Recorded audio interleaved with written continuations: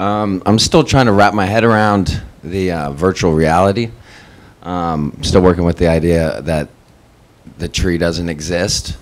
And I liked your analogy of bacteria.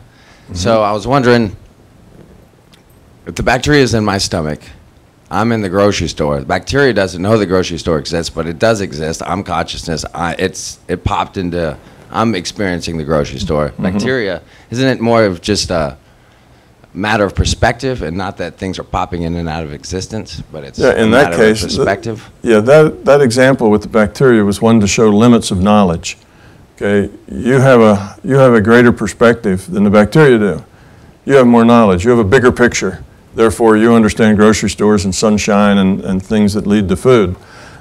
That was a different analogy. That has to do with just limits of knowledge. The bacteria, no matter how brilliant they are, no matter how good scientists they are, just can't understand rain and sunshine, because rain and sunshine is not part of their reality frame. It's in another reality frame. All that's non-physical to them.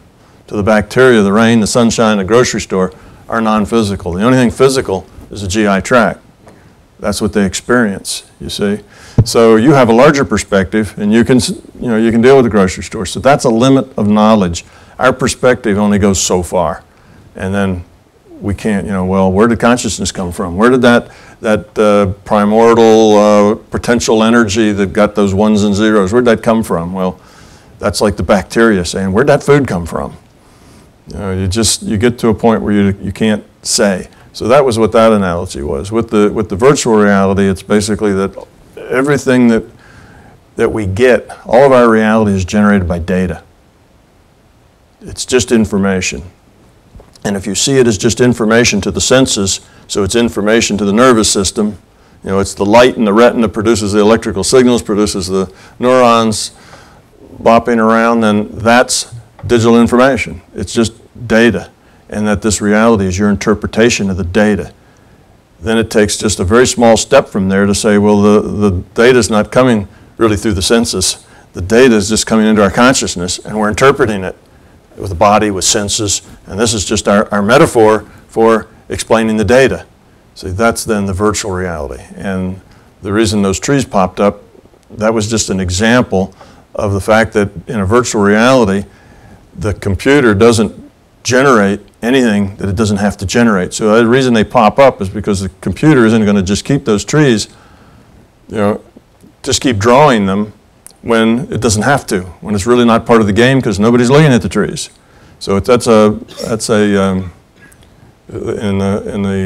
digital world they call it parsimony. That's the computer being stingy with its cycles, and that's what drives the virtual reality idea of only producing the data that we need at the time that we need it.